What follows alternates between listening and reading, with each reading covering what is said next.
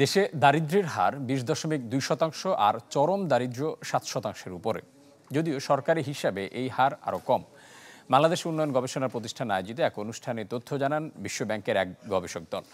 এ সময় বিবিএসের তথ্য পুনর্গণনা করে 2022 সালের আগের 12 বছরে দারিদ্র্য, আয় ও ভোগ বৈষম্যের একটি তুলনামূলক বিশ্লেষণ তুলে ধরে আন্তর্জাতিক সংস্থাটি, যেখানে একাধিক পদ্ধতিতে তথ্য গণনা ও তুলনামূলক বিশ্লেষণ করা হয়।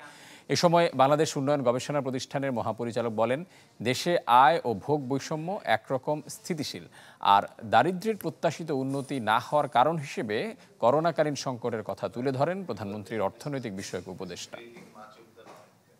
Extreme poverty প্রায় disappearance, poverty নেমে আসা এবং consumption inequality relatively stable pattern, এটা একটা বড় message. The slum people are less affected by corona than people who are not in the slum, whatever may be the reason.